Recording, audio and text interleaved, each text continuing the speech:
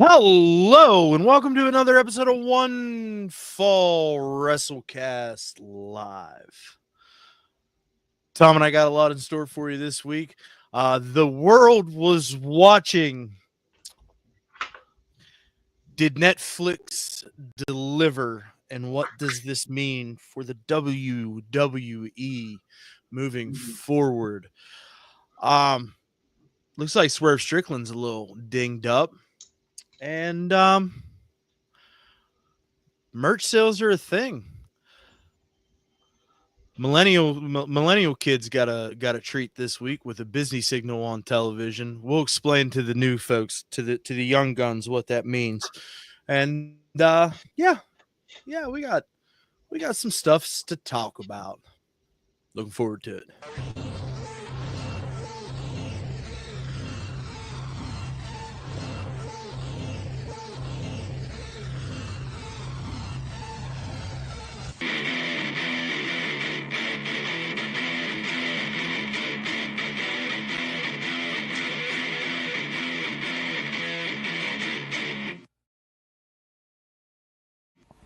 Welcome to the One Fall WrestleCast. I got pizza. I see that you've got pizza. That's a bold move, Cotton. We'll see how it works out for you. Yeah, it works out for me. So what's up, dude? Nothing. I got a new shirt. Nice. We were just talking about that last week. We're talking about it. WWE doesn't want to sell it to me. Obviously, it's a fake because this should be like the Roman Reigns are, but it's not. But whatever. I mean, I have a fake Brock Lesnar shirt that eat, sleep, this doesn't conquer, even say repeat. anything about any wrestler. This just says direct everyone and leave. Yeah. Which I am perfectly good with the statement. It's a dope shirt. I used to wear the OG wreck everyone and leave shirt to coach soccer. It's a good shirt. It's a good shirt. It's a good shirt. I like it in red. They didn't bring it. They didn't sell it in red. Hey, speaking of WWE merch sales, have you heard the news? You haven't heard the news. I have no idea what you're talking about. So you're I'm finding out live with our bro. Larry the Dog is outselling fools on WWE Shop. I mean, is it just Larry the Dog, or is it? We are told WWE was absolutely thrilled with the initial run items of Larry the Dog, CM Punk's dog, so much so we are told to expect multiple new Larry items to be featured upon CM Punk return to television. A source did say Larry the Dog outdrew several current superstars as well as WWE legends on WWE Shop over the course of his merchandising release. I can see that. He definitely outdrew guys like he definitely outdrew most of the roster, if I'm being completely honest. Who's buying Liv Morgan shirts? Cody Rhodes noted that Larry is on his way, but he's not there yet. Cody says, so Pharaoh has more, and this is going to sound so inside. He has more SKUs on the show. He's got a couple shirts, the plushes. Larry's killing it. We love our Larry in our house. CM Punk loves Pharaoh, but Larry is not there yet. I don't doubt that Larry's going to get there. Larry's on his way, all right. Larry's on his way. So WWE Shop released Larry the Dog. They released a Larry the Dog stuffy. I've seen that. And apparently Larry the Dog is out selling people in merchandise. I mean, who's fucking buying Liv Morgan shirts? Like, of course he is. Not the guy that's going on Amazon to get a classic Roman Reigns t-shirt. It's true. I'm not. I'm just saying. You're just speaking facts is all you're saying. I mean, to be fair, though, like Liv Morgan, has been sold as this, she's a damn Jezebel. It would be sold way harder if JR was still there. Yeah. Damn Jezebel. That Jezebel, damn her.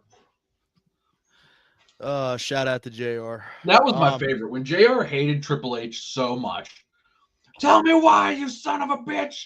Tell me why. Loved it. Angry JR is fucking is gold. It was always always at Triple H too. Like he was always unnecessarily angry with Triple H. He was like, That's "Don't because you do it, you son of a bitch!" It's because he took his girl, bro. Yeah, The So boss's daughter. so angry at Triple H all the time. Hey man, so like seriously though, like what do you make of this this Larry the Dog thing? You know, I mean, it's a plushie, right? Like everybody Yeah. loves a plushie. yeah, but I mean, Cody Rhodes talking about Pharaoh having more SKUs now. I don't know that that's fair because the SKUs are also Cody Rhodes T-shirts that Cody Rhodes is on front of.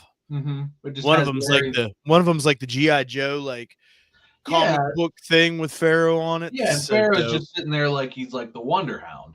So like- dope. They just don't make it in fat enough size for me. They see, I like Larry the Dog because Larry the Dog is like it's a hideous creature. He's got his tongue like sticks out. He's like Larry the Dog is like is the ugliest dog. It's like if He's missing- Bushwhacker Luke was a dog. Yes, it's exactly what that's Yeah. exactly it. If Bushwhacker Luke was a dog, that's exactly what Larry the Dog is. Hey, I don't know if you know, but Larry bit a guy. I did know that. I mean, I'm just saying. Larry- Listen, and good on WWE, Nick Khan and Triple H for trying to clear Larry the Dog's fucking bad name that he's got with the internet wrestling community. All right, it's big Kenny Omega. That's a bit Kenny Omega. Kenny's like running away with Larry the Dog. Larry's like with his like no teeth. So you know this is the PR move of the century right here. This is WWE fulfilling their obligations to Larry the Dog and his reputation in the internet wrestling community. Go WWE. I like that Larry the Dog has signed a WWE contract Yeah, and has a merch deal.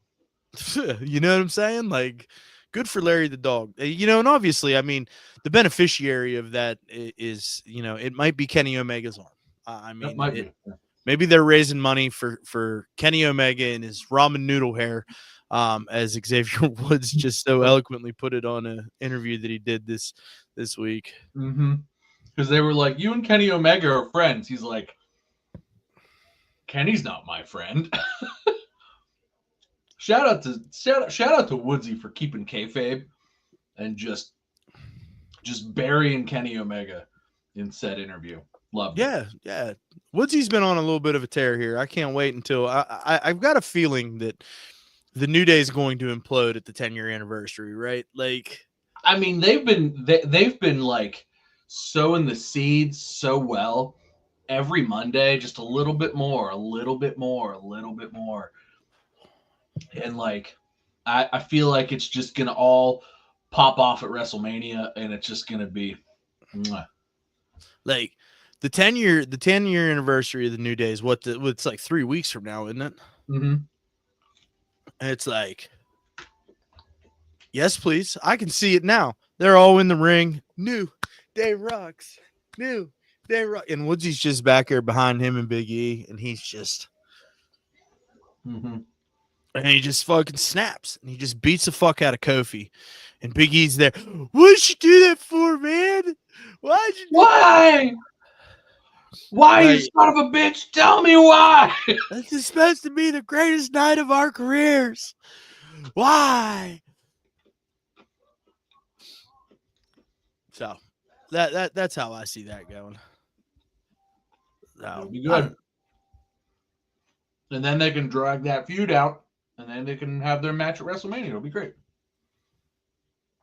Yeah. They can have a little stare down at the Rumble.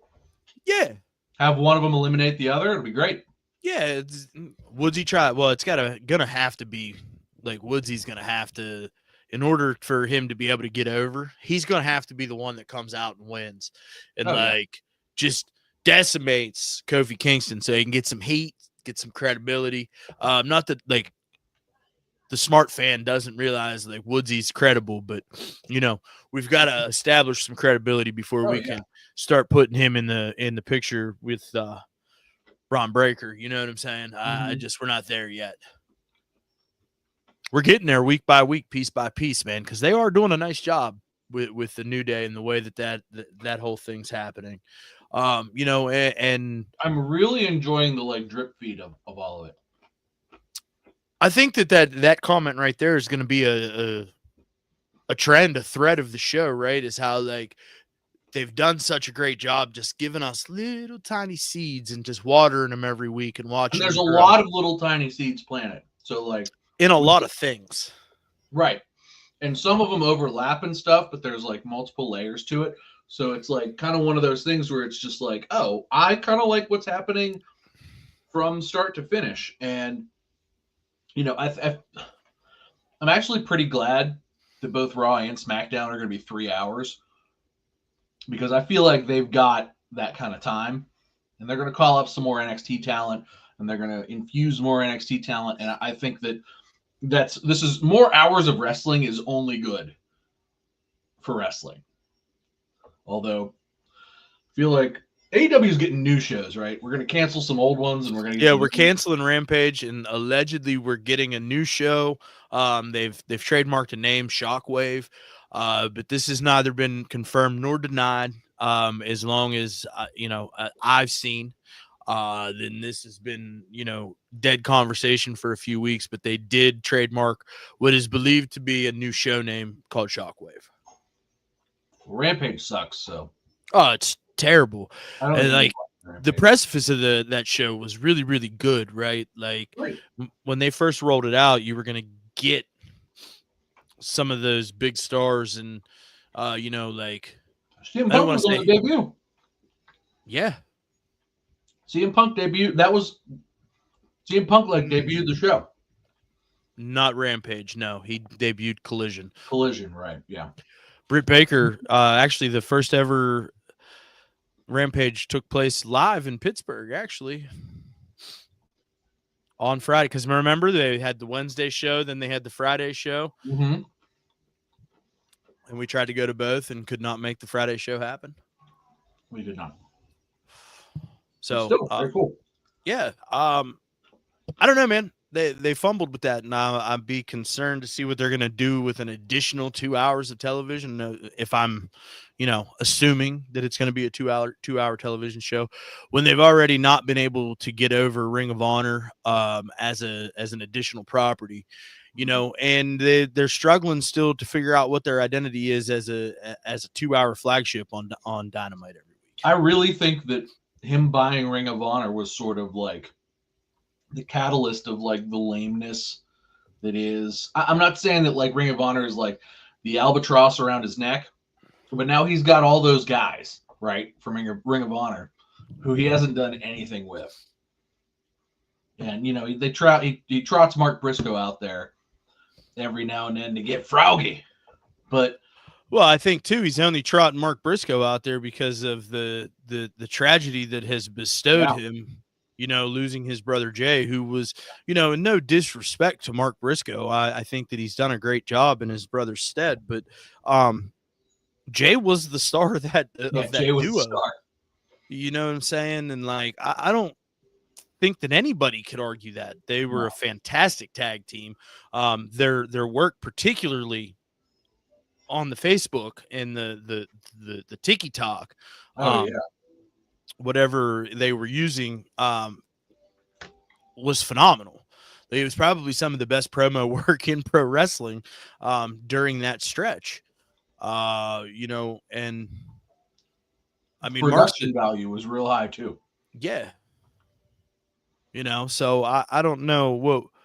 And then you got Ricochet did the same thing. Ricochet and Cedric Alexander did the same thing. Oh no, I lied. It was Ali, and Ricochet did that. You know what I'm saying? But I digress. But I've got a real hard time wrapping my head around what they're gonna do with 2 additional hours of television when they haven't figured out what to do with the current 5 that they have now. I mean, they have a lot of talent. Maybe they could put some of them out there. That'd be good. That would be it would be great, but then the problem becomes, well, I didn't get to see MJF. I only saw him on Wednesday. Why isn't he on Thursday? Why isn't he on Saturday? That becomes a problem. I mean, I think we're understanding why WWE has a brand split and not that occasionally crosses over, as opposed to what AEW is doing, which is shooting from the hip and hoping the spaghetti sticks to the wall. And Yeah, sometimes but I it mean, does. his story. Honestly, the last Wednesday's show was not a bad show, but I it was told you. that crowd was dead. I told you last week that like that Wednesday, that 2 hours on Wednesdays got something cooking. Mhm. You know what I'm saying? And then you watched it before I did. Mm-hmm. It was a good show. It was a good show. There was a point in time during the Britt Baker match, which was a perfectly fine match. There wasn't anything wrong with this match. It was so quiet in there, you could hear them breathing, like the competitors in the ring. Well, I mean, that's what happens when you try to run a building in Connecticut, bruh. I mean, that is what they did, but it was like, I was like, what's going on? Are they like, are they in an empty arena? Like, it sounded like, remember the weird empty arena sound during the pandemic? Yeah. We talked about this at the time, that weird empty arena sound while wrestling is happening. And like, that's what it was, but there were tickets available to the public. Yeah, I don't know why they went to Stanford. I mean, there was a lot of people in that building, bro. Like, so you're just saying there were a lot of people who were quiet? Yeah. Like, I just assumed Vince McMahon bought all the seats and nobody went. I mean, I don't think Vince is doing anything like that right now. He's too busy working on his Hollywood entertainment hub. Yeah, I don't understand that either. That sounds like a big mess of waste of money. But hey, I mean, but it does sound like something. AEW is going to run Bridgeport, Connecticut. Mm-hmm. That's like 22 minutes down the fucking interstate, man. Like, what are we doing here? You know? Call up. Hey, Jerry, this is Paul. Yeah, Paul Levesque. Down here at the WWE. I'd like to buy some of your tickets for your wrestling show that you're hosting at my building. Mm-hmm. In my city that I live with my wife, Stephanie McMahon. I'd like how many seats does that? How many tickets have you sold? 1,000? How many are left? 3,000. I'll take those. Can I have them at $10 each? Okay, thanks. I mean, calling in a favor, bro. Like, you're operating in the man's backyard. Pin drop is what you could have heard in that building, and it was a good show. Maybe it was WWE. Like, the WWE just bought the building, right? Like, bought all the tickets and said, "Hey, we're going on it's going to be our staff party." That's who was there. The 600 and some employees that work in Titan Tower. This is your Christmas bonus. Let you know how good you have it. Okay. Mm-hmm.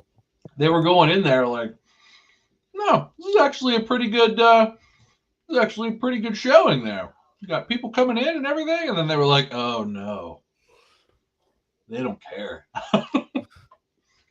It was bad, bro. Like, it was real bad. Like, they were so uninvested. I think the biggest pop of the night was when Hangman's music hit. Yeah. And like, it just immediately went away.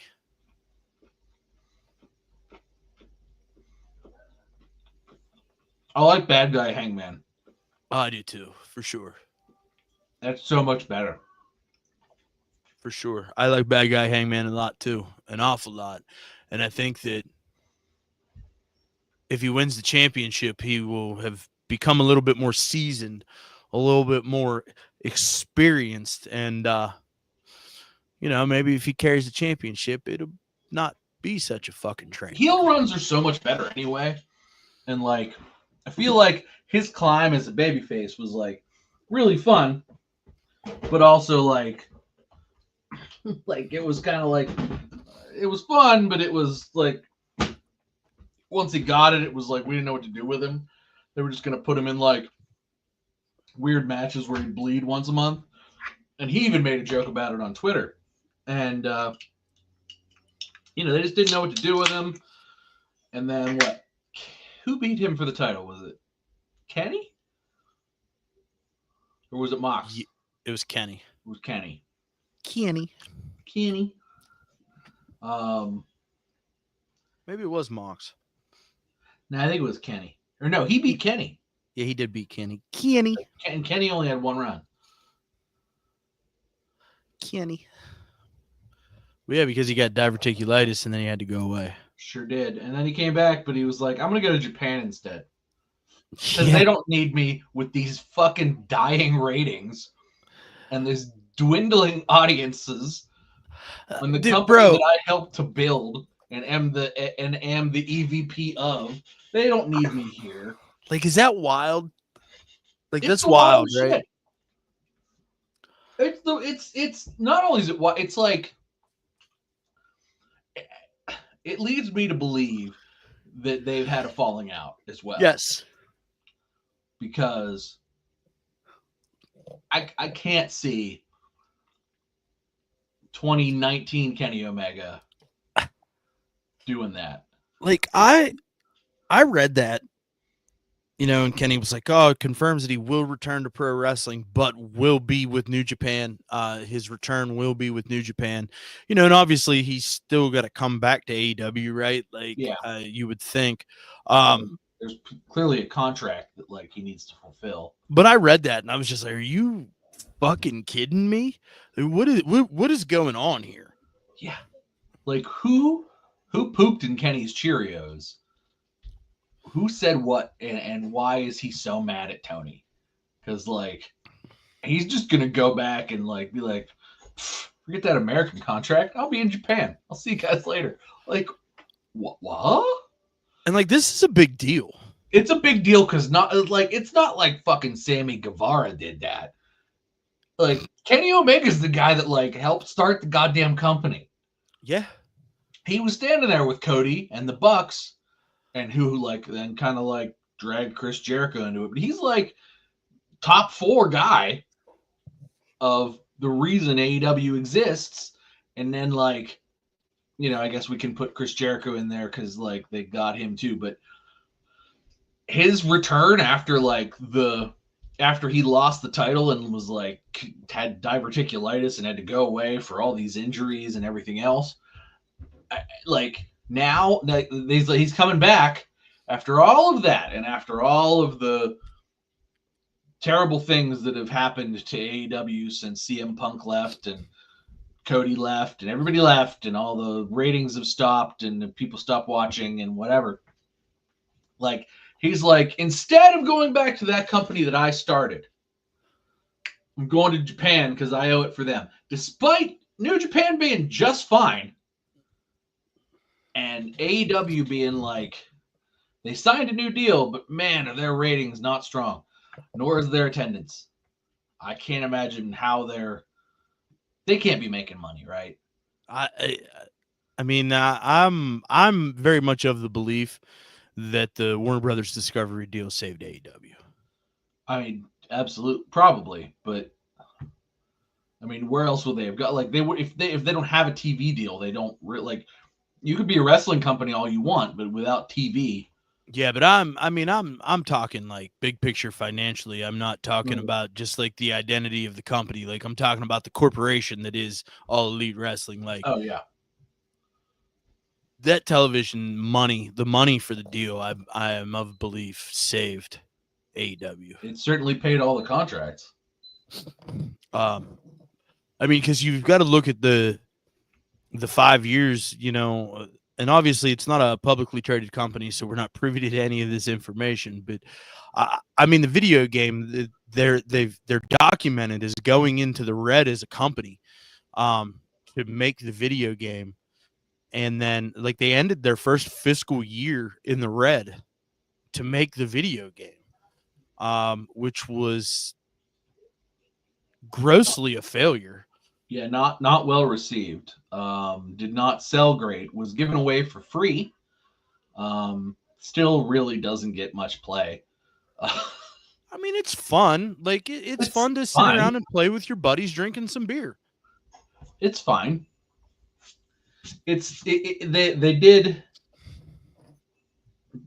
they made two huge glaring errors in my opinion. One, it looks and doesn't run all that great, and like that's number one.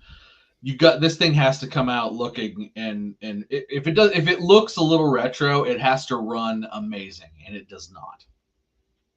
And two, they tried to sort of bridge a gap between like the super easy like N64 stuff and then the like here comes the pain stuff, but like also kind of give you a little more like modern stuff, like to be able to like hit R1 to do a like reversal if you hit it in the right way and what have you. And it's a little tougher to pull off like finishing moves, so you have to like work at it a little bit to like it's not a like pick up and play. You gotta give it a few hours, to kind of get used to it. And I feel like they were almost there, but they went a little too far, and then they were like, but we got to charge for this DLC, and we got to charge for this, we got to charge for that, and it was like people were already skeptical, and AEW was already like, by the time the game came out, they were only getting 800,000 people to watch the show every week, and of those 800,000 people to watch the show, like to be a successful video game, and their game cost a lot of money and took a lot of time, 2-3 years development, and like they were trying to like get this developed, like so they were spending money like crazy on it, and like you said, they went into the red to spend money like crazy on this video game, and it came out, and I can't imagine it sold well, like especially at full price.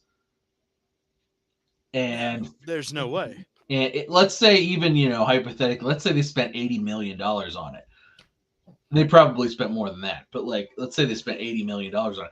This didn't even sell 1 million copies. No.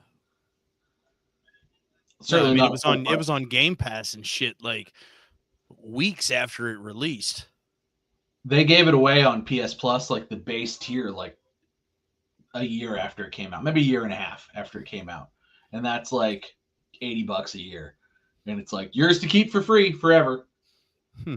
Now that you have it on, now that we've given it away, it's like I think at one point I got it for $5, the physical copy, because I have the physical copy, and I was like, this was $5. I was not gonna not buy it for $5. That's fair. For $5, that's brutal though, bro. You know what I'm saying? And it's like I think that there's been a lot of financial mistakes, and I do believe that, that the Turner deal, the money saved the company. And as somebody that jump-started the company, that has the ability to come back and help make a difference, to not want to do that, there's definitely, there's a turd in a punch bowl in the front office at AEW, because, the Bucks are talking about taking some time away. I had seen recently both, from television and the product. Obviously Kenny Omega's been at home with diverticulitis. Cody Rhodes is on the career trajectory that he's always ever dreamed of. And you got that's it. You know what I mean? And Hangman comes out and gets a pop, but he only works 3 months a year. Yeah, but is that because of him, or is that because of Tony? I don't know. You know what I'm saying? You got guys like Danhausen who haven't heard from from AEW or Tony Khan since, like, I think I read it was like March of last year when he got hurt. And like, he still has to check in for indie bookings and, this, that, and the third, but there's zero creative plans for Danhausen. And it's like, if you went through all of this trouble to bring somebody in like Danhausen, an internet darling who has this captive social media audience that could really help you in some senses from your business, from the marketing of your business, why would you not want this guy back on TV as soon as possible? And on top of that, like, just remember when Danhausen came in, because like at the point in time he was huge on the internet, because his indie matches were very indie-rific, but they were like decently good matches. The guy can wrestle. Yeah, he can absolutely wrestle. His gimmick was hilarious, because like awesome. It was very like Attitude Era, because like remember with the teeth, he put teeth in their mouth and then he'd punch him, and they'd spit teeth out. It was the visual itself was amazing. Oh, But you pay me money? You pay me money? He would put the teeth in their mouth, and he would be like, "There's no rule in the book against putting somebody else's teeth in their mouth." And it was like, why would we put that rule in the book? But it's like such a good gimmick. Yeah, It's and like I'm gonna the pour whole teeth. and the backstory on the Danhausen, like that he's like this alien. It's like it's a whole thing, man, and Yeah. it's awesome. And he kept And kayfabe. He held he still to this day really keeps kayfabe. There's I think he's only ever been shown on an interview outside of makeup once. I think it was Chris Van Vliet. It was Chris Van Vliet, And and yeah, and that was a fantastic interview. and that was pre AEW. Right before AEW. Like it was whenever he filled out. It was right after he had put the A&W burger shop like application on Instagram and said, "Is this all I have to do?" Hilarious. Just but yeah, literally as far as the internet was concerned, which was how AEW was operating at the time, could not have been hotter. And they threw him in, and he got a pop. But then after that, it was like, we don't know what to do with him. We don't know what to do with him. Go hang out with Orange Cassidy. And it was like, that doesn't make sense at all. We talked to Trent about Trent's mom. Yeah. What? That's not. So they would just have him come out and clap, but he didn't get to use the teeth. Sometimes they referenced the bags of money, and the blimp occasionally, but no teeth. He was watered down. He didn't get to cut promos. He didn't get to talk about anything. There was no more. He didn't get to do kick him in the face with the tequila. So it was all such a watered down version of the gimmick, and unfortunately he gets hurt. But like everybody else has in AEW, let's be fair. Literally the entire roster has broken a leg or something. Except Jericho. Yeah. Somehow. Somehow the oldest guy. So and him and now that I think about it, both him and Jeff Jarrett, healthy as could be. Healthy as horses for their entire AEW run. It's because they know how to work. That's exactly why. So I don't know, man. I just have a really hard time wrapping my head around the fact that you keep telling this guy, we don't have creative for you. Yeah. Here's an idea. Make some. Just let him come out and give him 5 minutes. That's clearly how they book shit anyway. That's gonna all right, Dick, you got 5 minutes. Go ahead. That could be segment on all 3 of their television shows. At any point in time. They could pre-film it like backstage. Yeah. He could interact. He's like a lost little puppy. He doesn't have to be affiliated to any show. Just let him go out in front of the crowd and talk. Crowd pop. Yeah. And people will tune in because they still love Danhausen. And he'll sell t-shirts. Yeah. And when when guys are over and they're in front of the camera, you make money. Yeah. And Danhausen would still be over. Danhausen's return would be over. In fact, if Danhausen just started showing up and talking to people backstage about jars of teeth and bags of money and blimps, people would be like, all right, I got to tune in because I got to see what Danhausen's going to do. Have Danhausen have 2 or 3 30-second. You telling me they don't have 90 seconds to put Danhausen in some pre-taped 30-second? No, dude, because then that would mean Jungle Boy would only get 27 minutes. Jungle Boy doesn't deserve 27 seconds. Well, Tony Khan feels otherwise. Well, none of the fans feel that way because they ain't watching. You know, I mean, I feel like we've spent an eternity talking about how WWE was written for one man and one man only. And while we're not here to argue that, I've got to feel like Tony Khan does the same fucking thing. Oh, right now, absolutely. I mean, how do you not get your... Where the hell is Keith Lee dead? No. Remember how over Keith Lee was? You just have Adam Cole wrestle random matches. He doesn't get to talk. He's like, I don't understand. Adam Cole, baby. I don't understand any of it. It just like, I mean, I guess Adam Cole and MJF are like sort of having a like, I'm on the screen, you're in the ring feud, but I don't know, man. It's like, here's a serious question for you. Like they've been putting on good shows, but it's like not something that's like uber compelling to be like I can think about like 30 other things I'd rather be happening. It's just actively not bad. They're figuring it out, bro. Just you gotta plan for some bumps in the road. You know, these are 5-year speed bumps. You know what I'm saying? Yeah. Let me ask you a serious question. Something you probably haven't even thought about. Do you think that they're leaving Danhausen at home because he's friends with CM Punk? I hadn't thought about that. Same reason FTR's barely on television. They just lost last week, actually. They were on TV.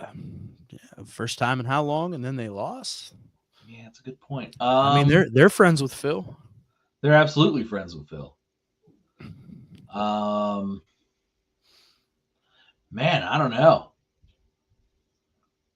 Maybe at this point. I mean, is it that big of a? You think it's that big of a like? I mean, and sour, like we could make grapes? We could make excuses here, but like, I mean, Samoa Joe's not been around either, and I know he went off to. I'm aware, but he seemed like he was back an awful lot sooner the last time when he filmed season 1. That's fair. That's fair. So I mean, I don't know. You know the old saying where there's smoke, there's fire. And, you know, maybe I'm just trying to throw some gasoline on a patch of dry grass right now, but there might be something to it, Bob. You know, might be something to it. Now that you're putting it in that regard, especially now that we're talking about Samoa Joe, God, I love Samoa Joe. I loved what Samoa Joe even did in AEW. I thought what Samoa Joe did was tremendous. He was a good champion.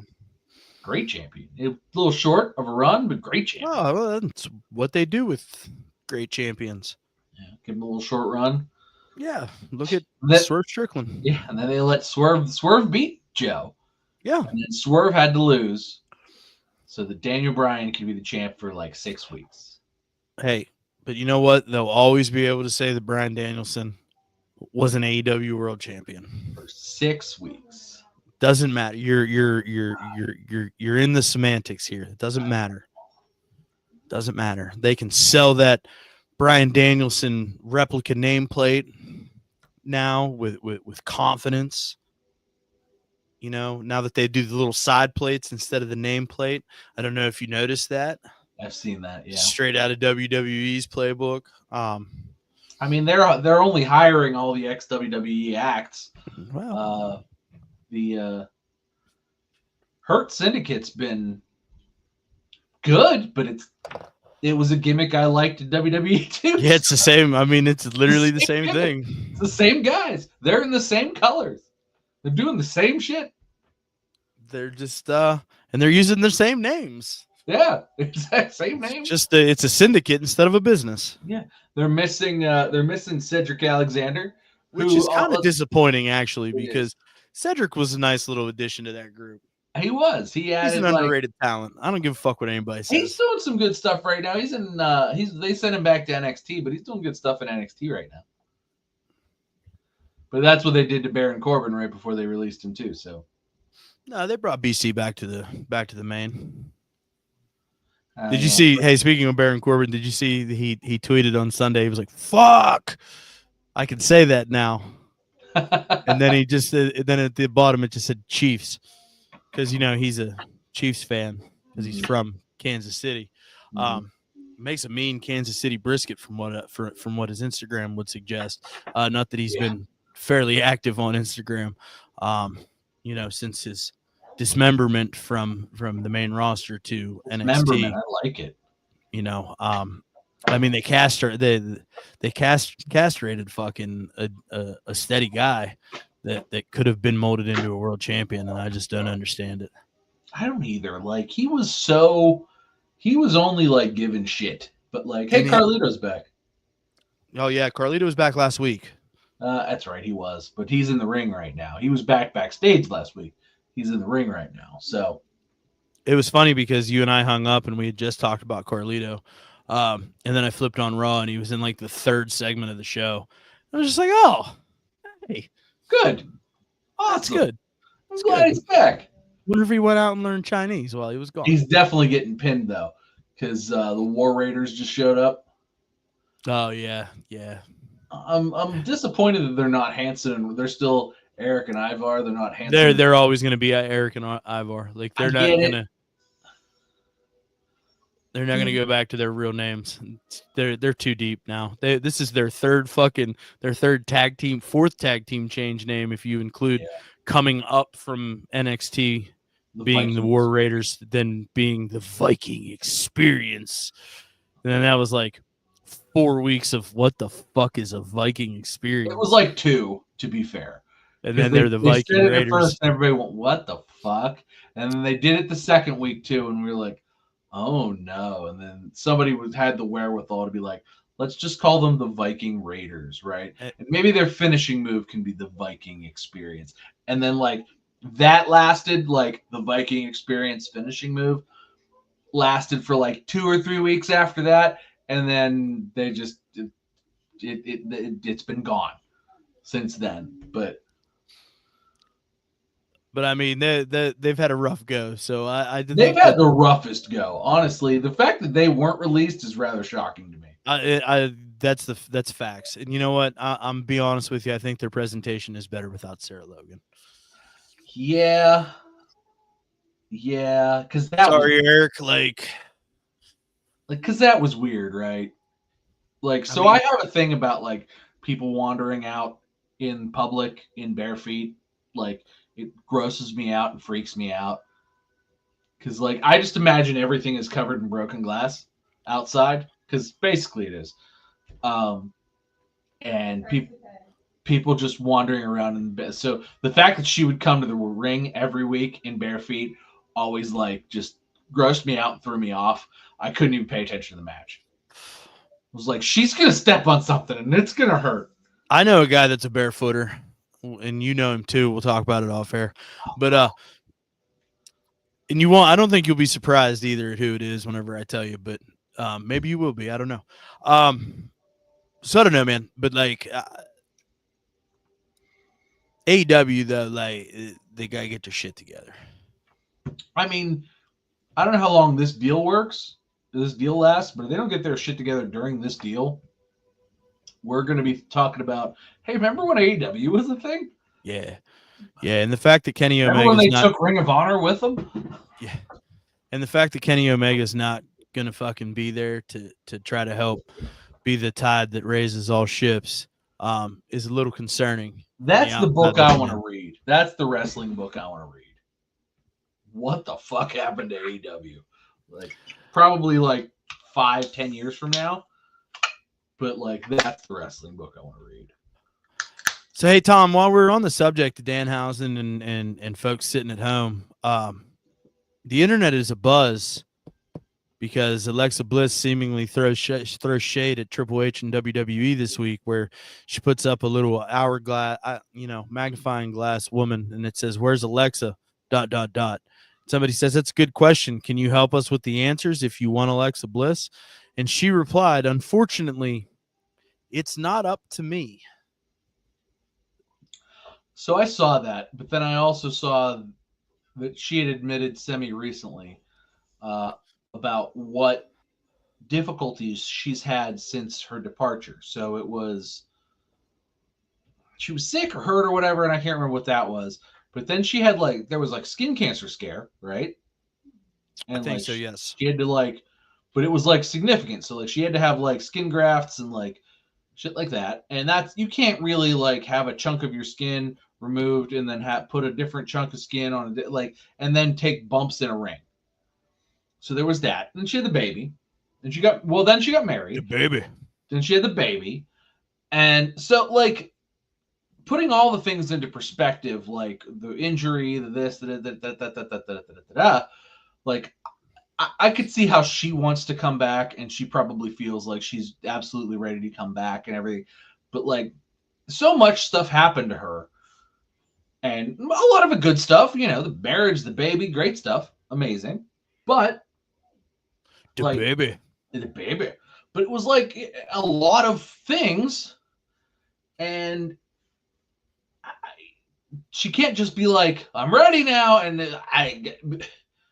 okay, we're in the middle of like a zillion different things. So I do think she'll be back, but I think that the way new WWE works is that we're not going to see people come back, especially from really long absences, until something like the Royal Rumble or or WrestleMania or SummerSlam. I think it's going to have to line up. And I think that if you're ready to go in September or whatever, and I don't know when Alexa Bliss was ready to go. She maybe has been ready to go for a year. But I think that, if it's something to the fact where like you're ready to go, but like we're not anywhere near SummerSlam or, let's say the Royal Rumble or whatever, you're going to have to wait. Like, I'm sorry that it's March. We'll get you back in the Rumble, and that's where, but like we've got everything booked out basically until Christmas. So, I think the long-term booking has clearly helped WWE, but I think it's going to really be one of those things where those who have been out for especially long times, Alexa Bliss, Brock Lesnar, Brock Lesnar. Hey, he was rumored to be backstage today. Well, that's why I've got it on. I'd like to know. Would be the Swerve? Is he going to be the fifth man? Is the fifth man for War Games? Him and Paul Heyman just show up. They really threw the women's War Games together, like kind of hodgepodge in the beginning of the show tonight, and they kind of started it on. They started it a little bit on Friday. They did start it on Friday, but and they're very much just like, here's a star, here's a star, here's. It's basically like, here's everybody we want in this match. Spoiler alert! Then Rhea shows up with the plastic face, the plastic face mask, and that's really where. I mean, kudos to her that she's willing to work through an orbital bone fracture. A lot of guys have done it. Undertaker did it. Remember, we got Phantom of the Opera Undertaker. We did. Cody Rhodes did it. Carmella did it, actually. Now that I think about it. Yeah. No, she had a broken nose. Right. Well, still broken face. Becky did it. Wow. Also broken nose. Becky Lynch in the news again this week. Third week in a row, Becky Lynch is in the wrestling news this week. Seem to think that she's going to be back before Netflix. I could see that. I don't know if she'll be back before or like, I don't know that I said it was before or like as of. I think that she and The Rock will be on that first episode. Do you smell what The Rock is cooking? He's gonna. I would imagine he's gonna open the show or maybe like close the show. One of them will open the show. I mean, why not both of them? They both opened the show whenever SmackDown went to Fox. That's true. They were in the ring together. That's true. With Baron Corbin. That's true. And then Baron Corbin took a manhandle slam. Sure did. Do you remember when Baron Corbin gave her the end of days? Oh, it was awesome. He said he was getting death threats after that. Oh, fucking awesome. That's like, that's the kind of heat you want, man. You gotta give it to Baron Corbin, man. He was fed shit, but the man could draw heat like no other. But then I hope he gets brought back. I do too. I don't think he will, though. Honestly, he might not be a bad fit for AEW. Like, he's somebody that he's something they don't have. A good worker, a good talker. He's like a jack of all trades, but a master of none. Yeah, a good worker, a good talker, a solid hand. A guy that could go out there every week, make the crowd boo the shit out of him. Kind of like what the fuck? It's at the tip of my tongue. Legendary career. He's been like, long time. The Brooklyn Brawler. No, better than the Brooklyn Brawler. He's the son of a plumber. Oh, that guy. What's his fucking name? The son of a did the thing with the I just Goldust. I can't. What's that fucking? No, that's not right. No, that's not right. The other guy that played with his junk. What's his name? Mark Marrow. No, that's not right either.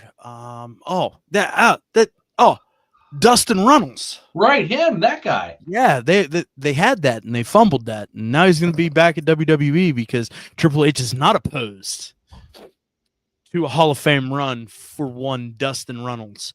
So much so that he made sure everybody knew it. Yes, he did, and I would love to see Goldust come back. I wish friend of the show Pat Martin was here right now because we're talking about this, and he would be so pumped. I would love we're talking about Goldust. Like if Goldust came back, just for a short run, short Hall of Fame run. That's it. That's all we need.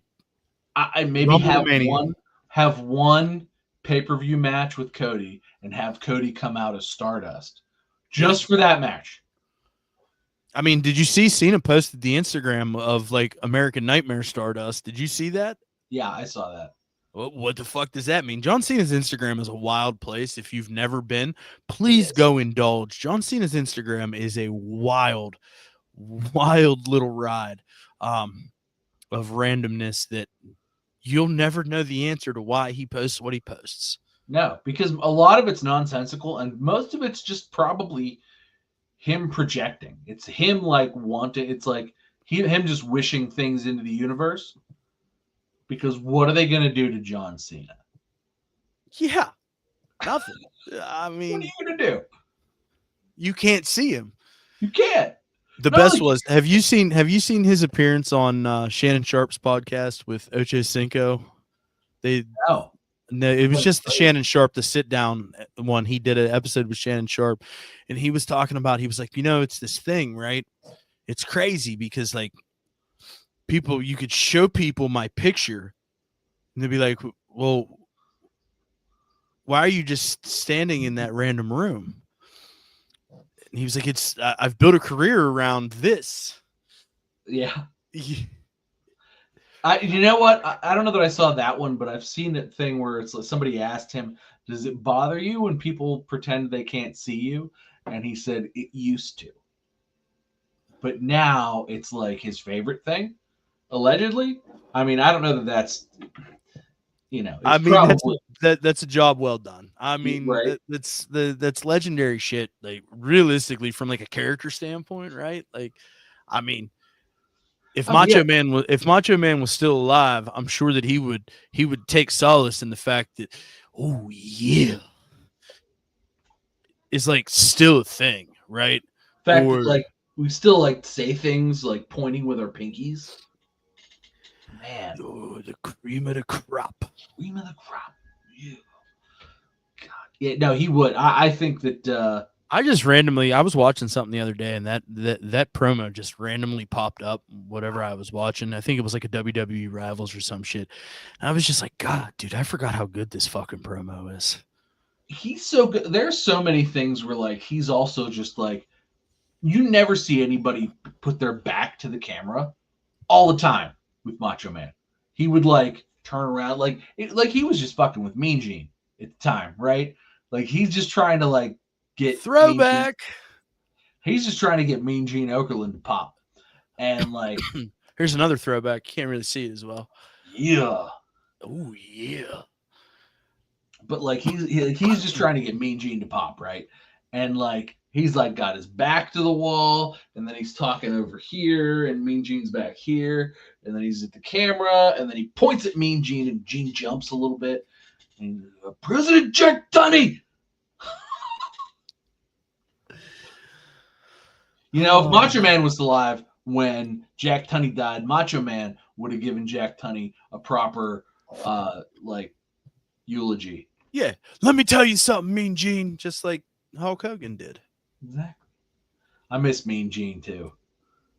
I mean, Mean Gene was in that it was. I think it was like WWE Rivals on A&E Network, and it was like Hogan, Macho Man, and I was into it.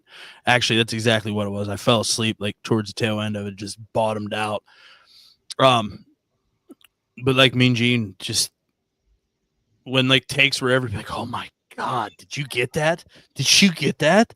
Like, you know, talking to the producers and shit. I thought that was super interesting. Hey, speaking of producers, I don't think that far too often we dive into the behind the scenes with the matchmaking stuff. It's just not really a road that we walk down too often.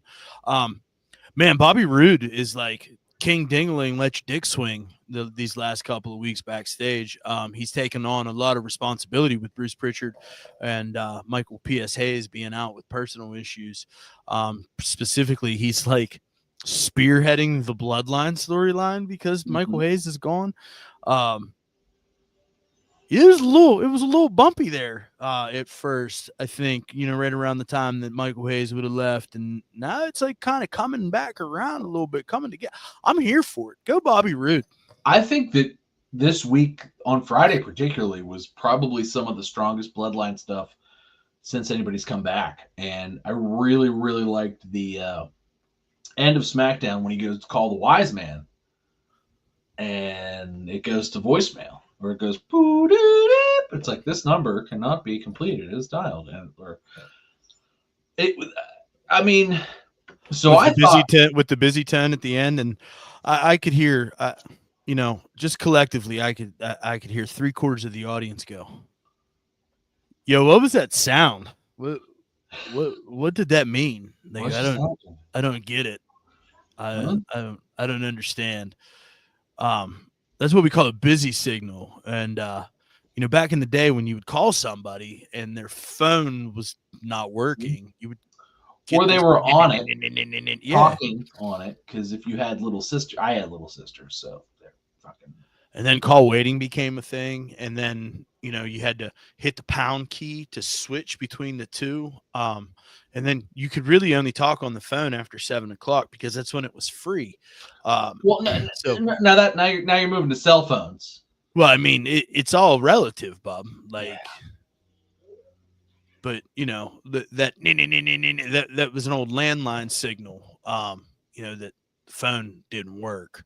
So, Paul Heyman's phone didn't work.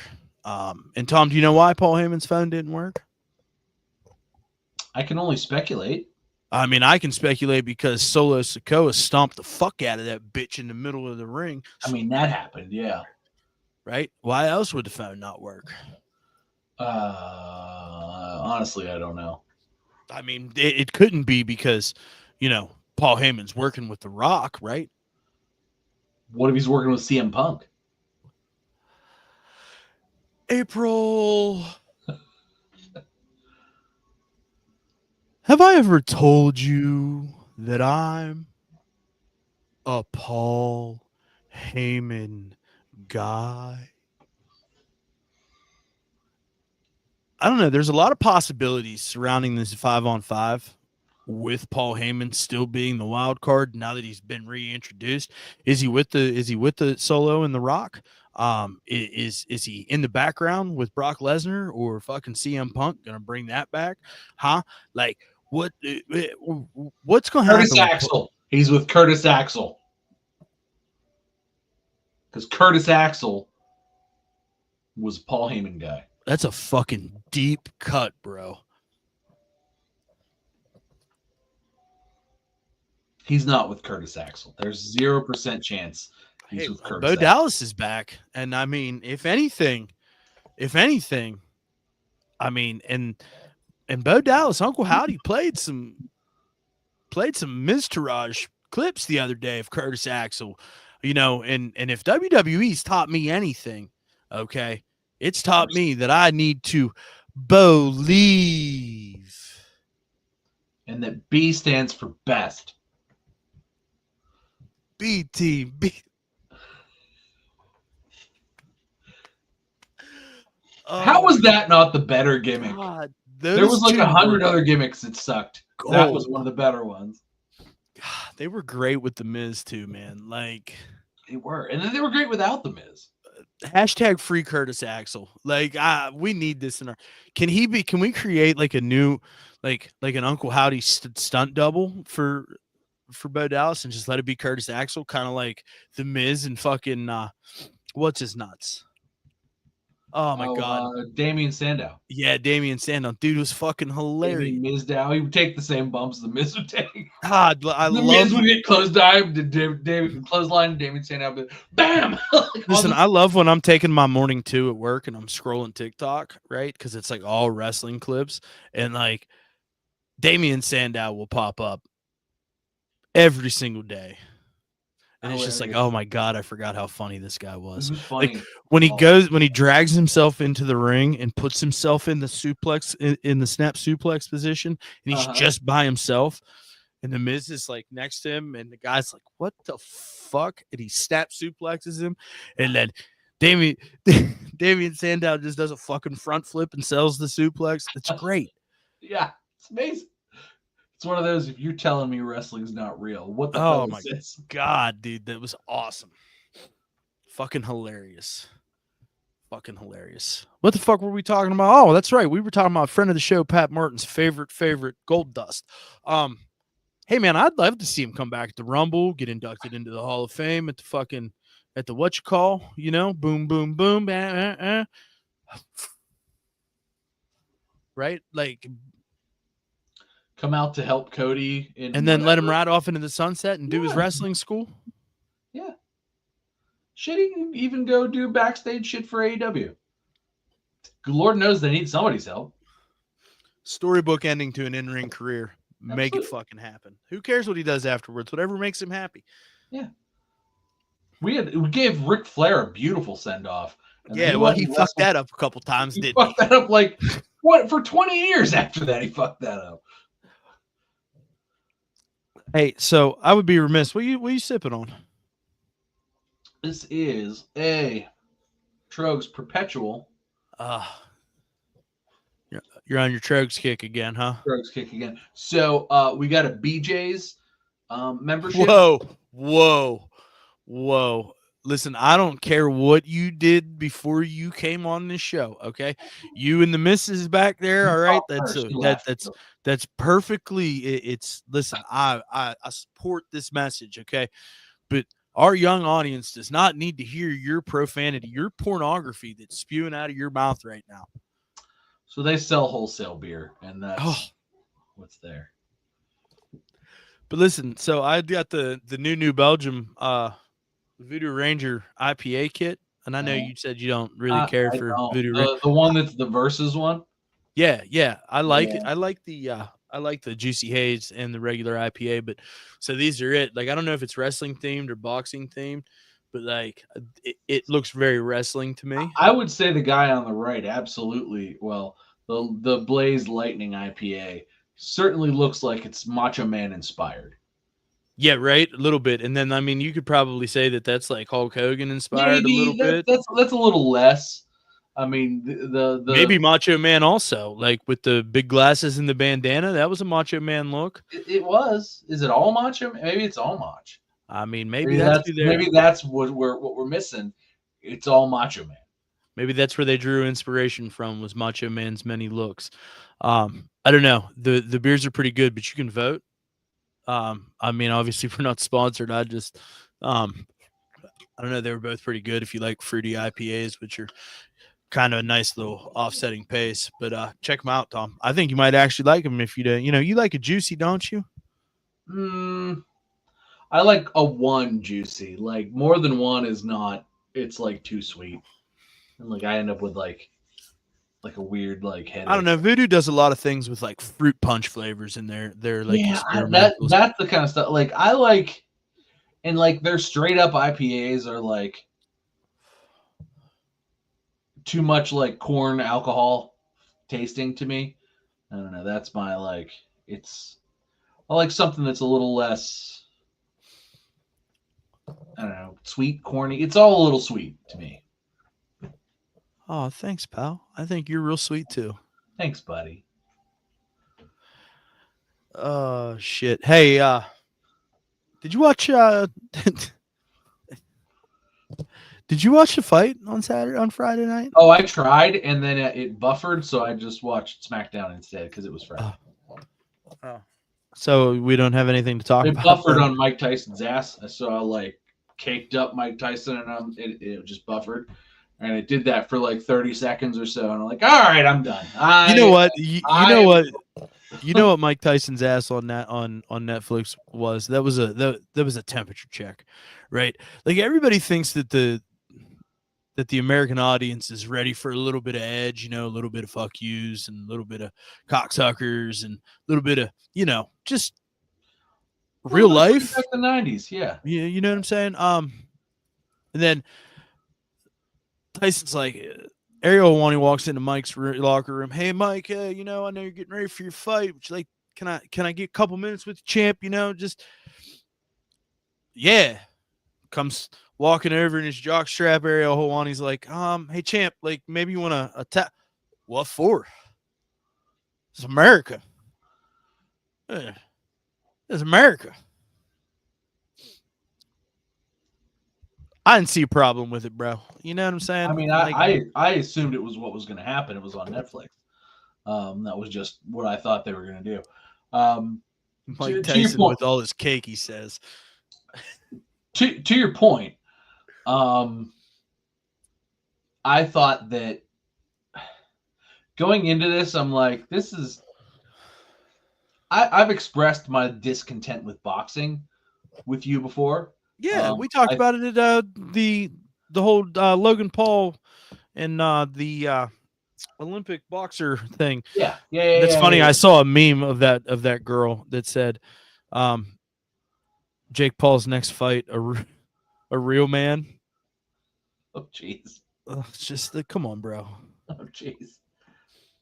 Although that would probably do just as big a numbers. So, but like, boxing has been. I fumbled the bag. I had one more thing to talk about before we got into motherfucking Netflix. All right. Maybe Shit. It's like it's a big deal too. All right, like I can't not. Let's get back to it. We'll go back to talking about all we've talked about with Mike Tyson's butt. I've done pretty good these last couple of weeks, like navigating the flow real seamlessly. You know, I fucked up this week. It's all right. We can skip over Mike Tyson's butt when we get back to it. What was the missed one? What was the swing and a miss? So we have a women's United States championship now. Oh yeah. Well, we're gonna. I mean, we have it. It exists. It exists, right? But it's So I really have a two-part conversation that I want to have about this. First of all, did it have to be the women's United States championship? Couldn't we have like given them their own? Maybe this would have been a great spot for the European championship. Yeah, I kind of thought that too. And I was like, why women's United States? Why not women's Intercontinental? Why not just something fucking else? I don't know. I guess that's just kind of showing how they want to like maintain the branding. Should they have given a European championship or a intergalactic? I don't know. Call it something else. Yeah, I mean, it could have been like the European, or like we could add the European, and if you wanted to do another mid-card title, which I don't necessarily think is necessary. No, I think one's enough. I think we could make the U.S. title float, but I think that it deserved to be its own thing. While it's still its own thing, I think that it deserved to be its own thing on its own. Well, and like I feel like giving it a country title, the USA versus the European versus whatever, it all seems like, well, why do one of those when you could just name it something else? almost like give it like Intercontinental, but like because that's like World's Heavyweight Champion. It's like, nah, well, we're the Intercontinental Champion, or just do like, I don't know, global, something, anything, literally anything. It could literally be anything, and yeah, just giving it like, oh, it's the women's U.S. It's like, okay, but it's fine. And I think introducing a women's singles mid-card title is a better idea than introducing the tag titles, because like those have kind of been garbage. But like, I feel like a singles title makes more sense anyway. So I don't know. Well, yeah, absolutely, because all of the tag teams in the women's division are mishmashes of singles competitors. Yeah, hodgepodge. Yeah, it's like, well, we don't have anything for you in the main event scene, so hold these ones for a little bit. I mean, to be fair, though, it's also like a proving ground in the WWE women's division. I mean, obviously, like we've gotten Chelsea Green and Piper Niven out of that. We would have gotten Chelsea Green and Sonya Deville, which I think would have far surpassed our expectations, while Piper Niven and Chelsea Green has been next level entertaining. I really wish we could have gotten to see what Chelsea Green and Sonya Deville were going to have to offer. Chelsea's so funny. And I kind of hope Chelsea Green is the inaugural U.S. Women's Champion. Me too. However, that being said, I think Bayley's in the running. I believe that. I have the tournament bracket here, and like this is where this is the second piece of this puzzle that I wanted to talk about. It's like, okay, good. Yeah, let's talk about that. Who's right to be the first one? I mean, obviously, we've got Bayley versus Candice LeRae and BFAB. We know Bayley won that. We've got Jade Cargill versus Michin versus Piper Niven, Naomi versus Tiffany Stratton versus Elektra Lopez, and then we've got Bianca Belair versus Chelsea Green versus Blair Davenport. I mean, the path to victory for Chelsea Green's kind of rough. She's got Bianca Belair, which will probably happen tonight. No, they did something else earlier. Okay, so we're on the main event right now, which is Rollins versus. Okay, so then you got Jade Cargill, Michin, and Piper Niven. Yeah. No, you did not, because this is a SmackDown title. So these are all SmackDown people. Yeah, so that'll be on. Well, that was real fucking dumb of me. I mean, it's fine. Sorry, I'm staring at. Oh, he's about to stomp him into the thing. What's going to happen? Is the bloodline going to come out? What's going to happen? So I agree, though, wholeheartedly that I think that Chelsea Green is the right person to hold this title right out the gate. If not Chelsea Green, then probably Bayley. If you want to give it a like prestige. Yeah, I mean that to me is the number one choice from a prestige standpoint. Kind of like when you roll out the new World Heavyweight Championship. Who's your go-to guy? Who's your fucking Seth Rollins? There's no questions about it. It depends on what they want to do with it. Do they want to reward the one who's been just carrying the mid card? Because if that's the case, it's Chelsea Green. Or do they want to put some prestige on the initial run? In that case, it's Bayley. So, and then maybe the argument could be made. The argument could be made. It could be Bianca Belair also. It could be, and then that could be she and Jade Cargill could feud over that, which would also be fun. So there's a lot of ways it can go. And I think Bianca would also be a solid prestige pick. And actually, now that you say that, I think that makes more sense because then that can break up her and Jade. And we can end that portion of it, and they can fight for that title. Shit, they could fight for that title for a year and trade it back and forth. That'd be fine too. And then you could let, at that point, put Piper Niven and Chelsea Green back in the tag title picture, have them be the tag champs, put whomever else you want to be together in there. Once Nia loses the title, Nia's going to need something to do in the tag division because she's not going to be able to maintain a singles run outside of this. Like she's going to need a tag run. So yeah, I mean, I think that there's a lot of things that make a lot of sense. And especially if you want to continue to kind of develop Jade Cargill, but keep Bianca Belair really important, but also like have her and Jade work together. I think having a mid-card title and then ending up putting it on Bianca and then having her and Jade have like a year-long like kind of fallout feud over it makes a lot of sense too. I don't know. I think it's cool that we have a women's mid-card title. I'm excited. Needed one for a long time. Yeah, yes. Before the tag titles were introduced, needed one. Yes. And then we got 2 sets of women's tag titles across, NXT and WWE, which didn't make sense. And I believe I was still doesn't. Very well. That's why they defunct. We haven't seen.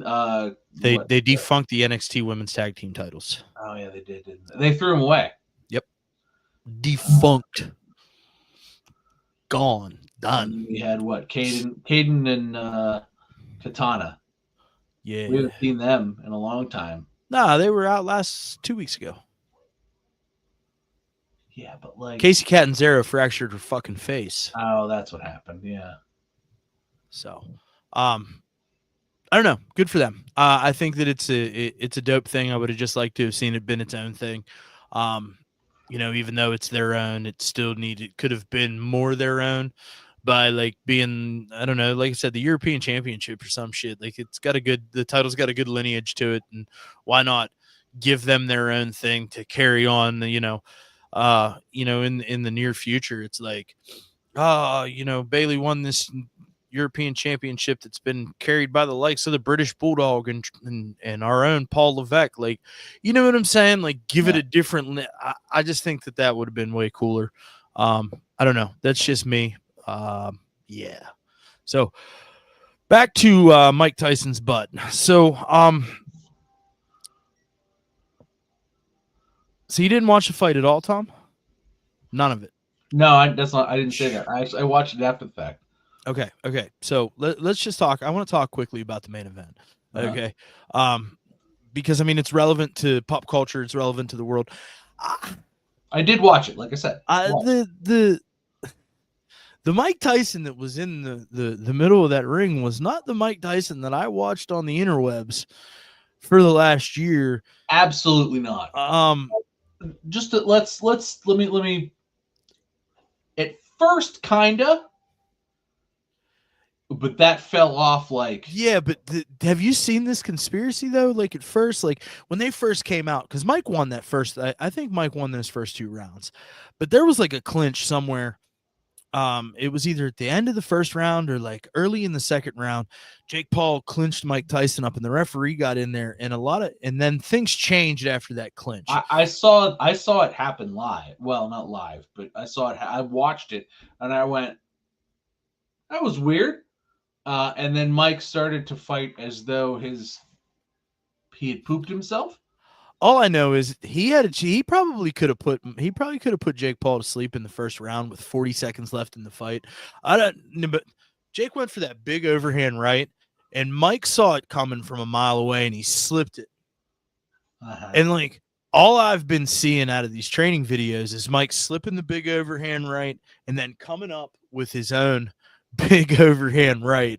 And every time I saw Mike Tyson hit a pad with that slipping overhand right, I said I would show the video to somebody and be like, this man's going to sleep. Do you see this? Well, like, and 58 years old or not, he hits Jake Paul with this. That man is going to sleep. And he had a chance to hit it, and he didn't throw the overhand right.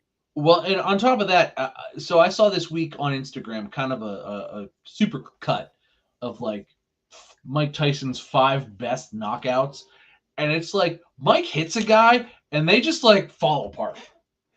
Yeah, like their body shuts off. They go from like professional fighter to professional corpse. Like he has 1 punch knockout strength, and like you can't teach that. That's not something that you teach. It's just something that you have, and it's with you until the day that you die.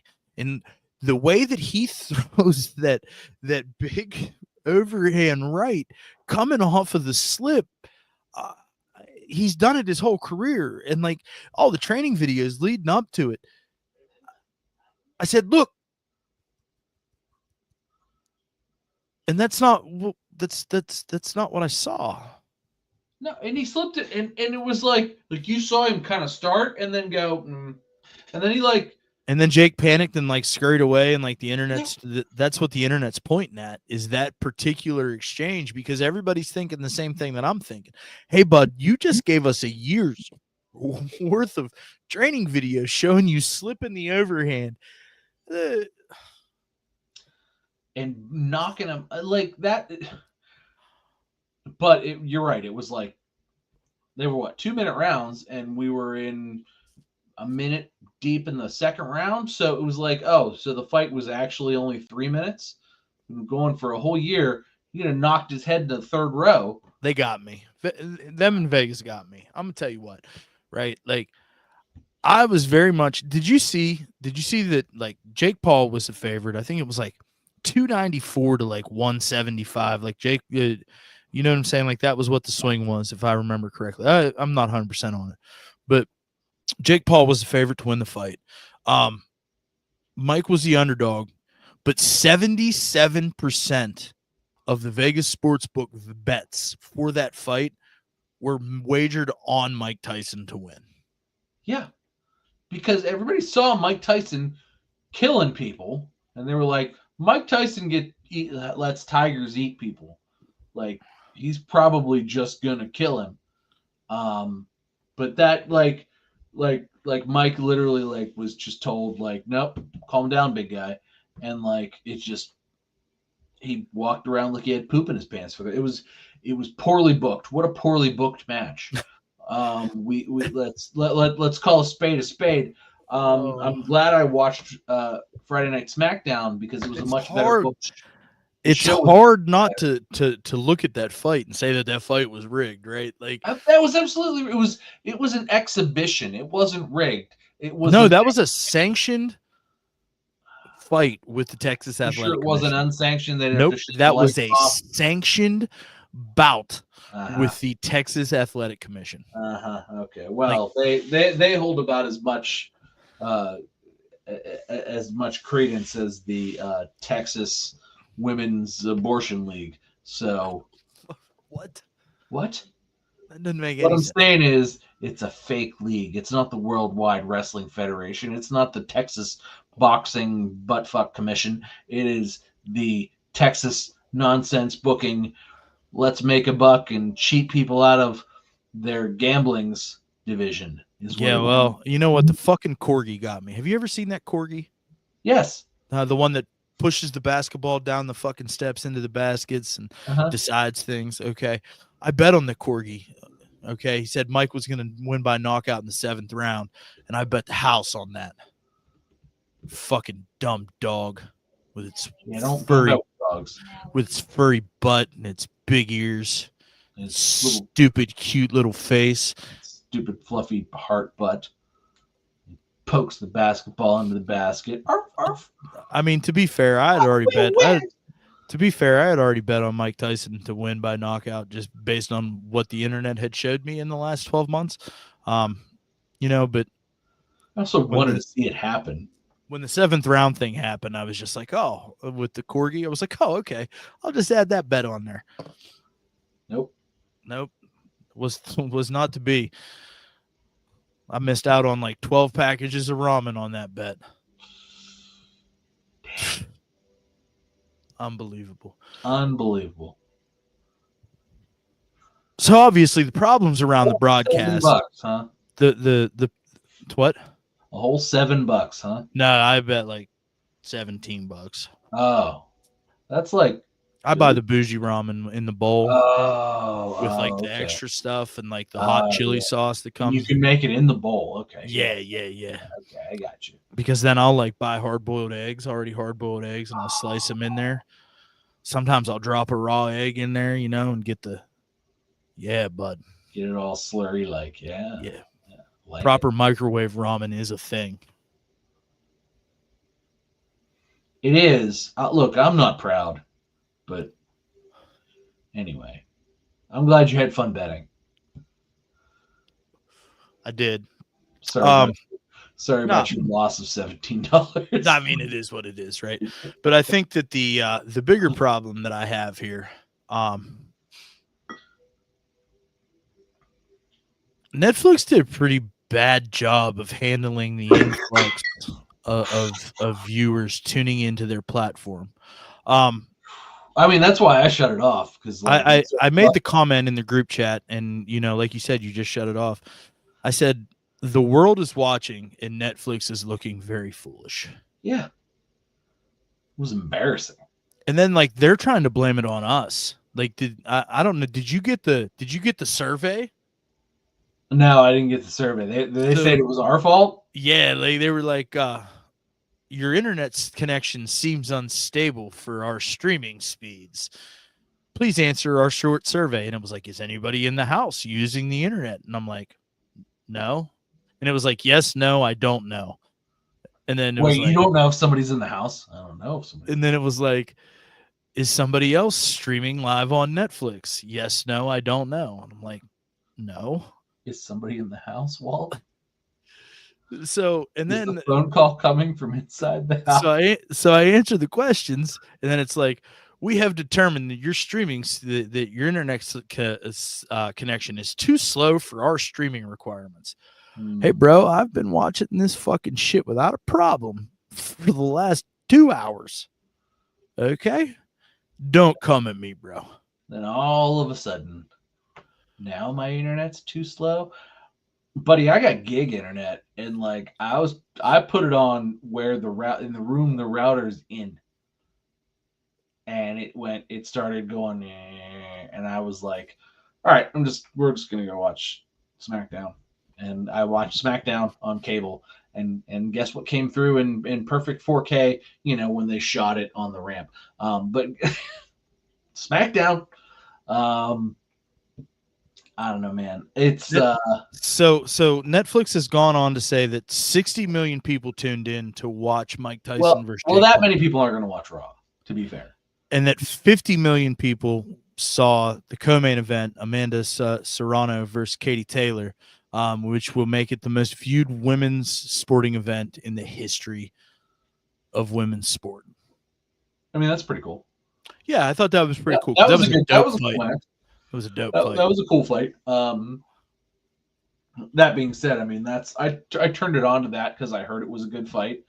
Because and I had the benefit of hindsight and knowing when I actually did finally turn it on. Because like when I first turned it on, like it was buffering like crazy because everybody was trying to do the same thing I was doing, and Netflix's servers were like, "We can't do it, Captain. We don't have the power." 60 million folks. That's a lot of people. That's a lot of folks. So maybe I retract my previous statement, but still at the same point in time, the world was watching and Netflix fumbled the bag. Which leads us into now they're going to get picked on. Yes, which leads us into the elephant in the room, so to speak. Do we expect to see similar problems when WWE emanates live from Netflix? Hot take. I think the first Raw, yes. Because that's going to be the most watched. And WWE is going to tout it as it's going to be like 15 million viewers and blah, blah, blah, blah, blah. It's not going to be like 60 million, but it's going to be like everybody's going to try to turn it on at the same time because it's going to be the start of the show. Everybody's like, I want to see The Rock. I want to see Becky Lynch. I want to see John Cena. I want to see, it's going to be like 15 million people all at once. And I think it's going to buffer a little bit. We're probably going to see some pixelation. It's not going to be as bad as like it buffering on Mike Tyson's bare ass for 30 minutes, but it's going to be rough. The first 30 minutes is going to be rough because that's good. The world's going to tune in, but it's not going to be that bad. So that's my thought is that I think that initially it's going to be a little rough, but they're going to tout it as a victory because for WWE it's like they haven't put a 15-16 million number up since the Attitude Era, and Netflix has a better bead on that too because they can tell you how many people pressed play. It's not just like a Like, somebody leaves the TV. Like, you've known people that have just left the TV, the cable channel on all day, and they're not actually watching it. Like, they've, it's on as background noise.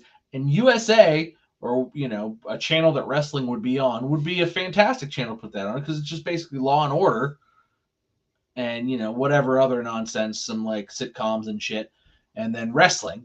And it's like, well, that's perfect background noise. I don't ever actually have to shut this TV off. And there's a lot of people that do that, and that's part of it. But like, Netflix has this like concrete number of like, these people selected this and hit this button, so they're going to be able to tell us like the first Raw is going to be on Monday, and we're going to have those numbers Tuesday at like lunchtime. Like 15 million people tuned into the first Raw on Netflix. And here's the numbers. And we're going to be like, holy shit. And we're going to talk about it. And we're going to be like, I can't believe it. What a big number. But that's what we're going to have. And I do think it's going to be pixely. And they're going to have a rough time for half an hour. And then that's going to be it. And it's going to be fine. And Raw is going to hit its standard static number, whatever that ends up being on Netflix. And we'll go from there. All right. So you're giving them half credit. I can appreciate that. Mm-hmm. I can appreciate that.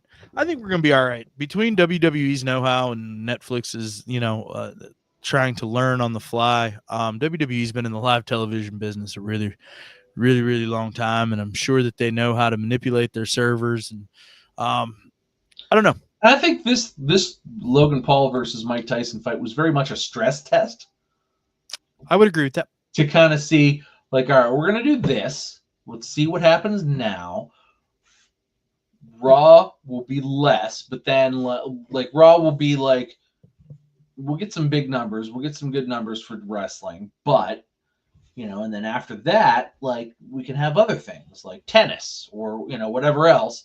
And it's like, we'll have all the kinks worked out with the big budget, the big production value stuff, and then we can move to fucking tennis and soccer and other shit. Pickleball. World's biggest, fastest growing sport right now. Pickleball. I don't know, man.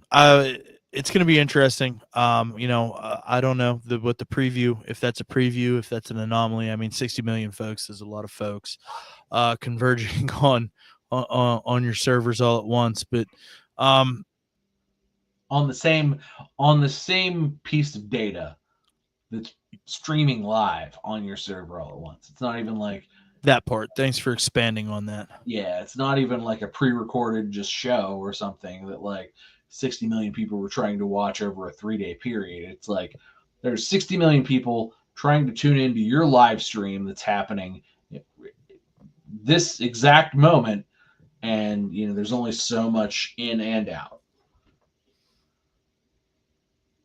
I don't know. We'll just have to wait and see. Pretty dope week in television as far as wrestling is concerned. Really looking forward to the possibilities surrounding Dustin Runnels possibly making a short WWE Hall of Fame run. Kenny Omega going to New Japan Pro Wrestling. Certainly shocking information. Almost as much so as Danhausen not having any creative. Yeah. I just don't. I don't understand. But I don't know. That's why you and I sit here every Monday and talk, and those guys make the big bucks and do what they do. So I don't know, Bob. Or in Tony Khan's case, they lose the big bucks and do what they do. But hey, who am I to judge? How dare you?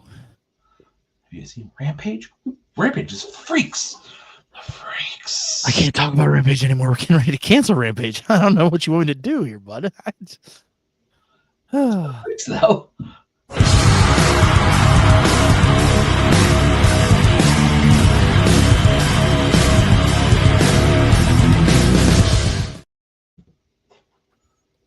I don't know that I have one.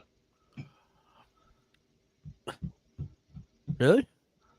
All the matches I watched, the more I was thinking about it going into this, I was like, all these matches were kind of mid. I don't know that I need to pick a match that doesn't suck. Everything was kind of mid. Everything was fine. Nothing was particularly bad. Nothing was particularly good.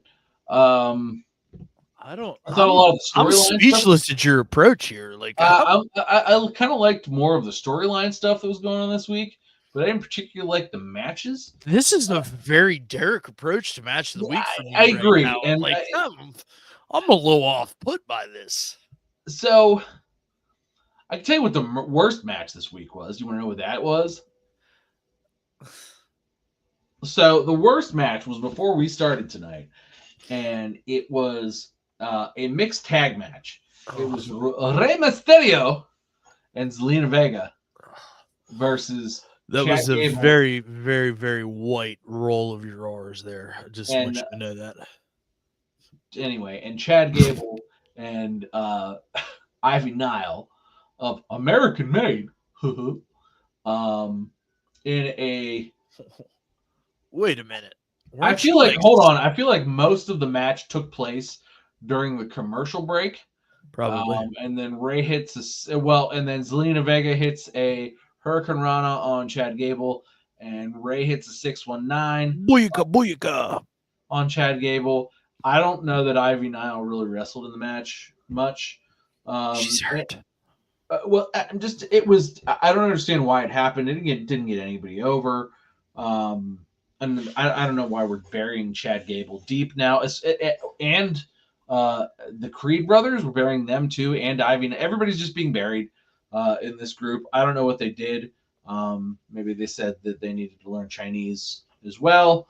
But Carlito seems to be back and he's doing fine. You can't say that. Anyway, I'm just saying that it was a mid match that I was like, this is a house show match, but like not even a good one. Wow. And then they had like a not good house show match. It was more of a like middle school cafeteria match, and man, so that was the worst match of the week, and it just happened tonight, and it was exceptionally bad. And I think that WWE should not do this shit. This is amateur shit, and I feel like, I criticize AEW a lot, but I need to be able to criticize WWE when they do something that just fucking stinks. And this just fucking stinks. I think maybe Ray needs to retire. I think the LWO stinks. I think that Zelina Vega's character has been botched incredibly. Wouldn't be botched if she's just toting a microphone for Andrade. Yeah, that'd be great. Maybe do that. Andrade would be the goddamn world champion if she was his mouthpiece. Yeah, I would watch that. What I said. I'd much rather watch that than the match I just fucking watched. So I think a lot of us would much rather watch that. That was my salty match of the week because everything else was fine. I mean, Tom, you lived true to your T-shirt today. You just came into match of the week and wrecked everyone and left. I'm. That was very Derek in its spiritual approach, but it was also very Tom in its execution. Its execution of elegance. Kudos to you. In the meantime, I'm gonna do what I always do, and I'm gonna have a match of the week. And this week it was Naomi versus Nia Jax. Really, I hated that. Did you really? I don't know. It. There's something about those two, and listen, I'm critical of both of them. I'm not a fan of either of them. Naomi needs a gimmick change. She's needed a gimmick change for the better part of the last 8 years. But for whatever reason, we just keep feeling the glow. And now she's getting a weird push that's not going to go anywhere. No, but however,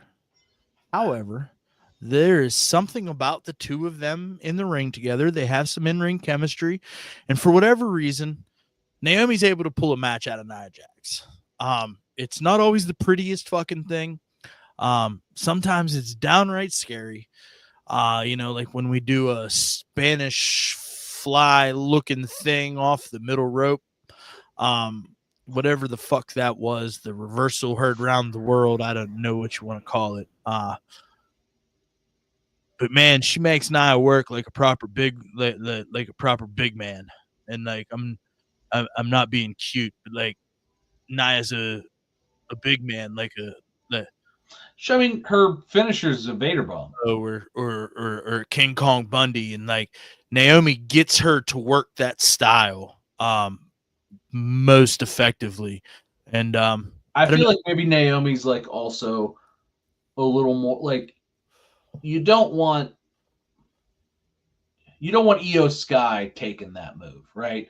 But No. Naomi's a little more like She got a little more salt and pepper a on her little, on her chops. yeah, a little more able to take that and absorb that kind of thing. So I think that's I think that's part of it as well, is that they can, I don't want to say work stiffer because that's not exactly the case, but it's like Naomi, both being a veteran and being a little bigger and a little stronger, can take those moves and still get up tomorrow. Whereas somebody smaller, and I feel like Bailey, who's also not a tiny, frail individual, also gets matches out of Nia Jax that are much better than average, because you don't want Nia Jax smashing Candice LeRae into little bits.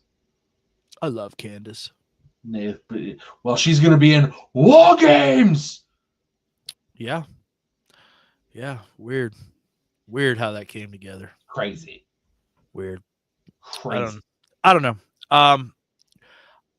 It's my match of the week, man. I just enjoy seeing Nia Jax look like a fucking star, because I think that she's got it in her. She needs some help to get there.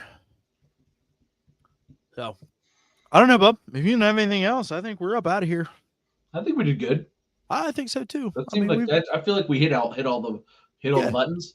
Yeah, I mean, we a couple things we didn't talk about, but those are developed. Raw's been over for 20 minutes. I tell you. Yeah, well, I mean, I'm gonna get ready to sit down here and watch it myself. So I'm ready for this shit to be on 3 hours, both Monday and Friday. Interesting. We may have to talk about that hot take tomorrow. Hey, anyways, if you're still here hanging out with us, man, we appreciate you. If you want to go ahead and hit that thumbs up button, maybe even consider subscribing, it'd be super cool. If not, we're available on the audio side, where you can enjoy all your favorite podcasts. So go check us out over there on your morning commute to work. We're worth a shot. Spotify, tell your friends. and Apple Music, and are we on iHeartRadio? I don't know. Like, so a couple of those went down, like Pocket Casts went down, and then iHeartRadio bought some of those up. That's a possibility. We're on like 5 platforms. I don't know that iHeart's one of them, but we're definitely Spotify and Apple, which are the 2 leading. And YouTube. Yeah, and YouTube. So, but check us out over there. Be pretty dope. I don't know, man. We're on quite a run. We are on quite a run. We're knocking these out. Yeah, well, I mean, that's 2 in a row. One more, and we'll call that a winning streak. Call that a winning streak. Exactly. Call that a winning streak. Check us out over on Twitter and Instagram at @1_FallWC. That's ONE. And with all that being said, thanks for hanging out.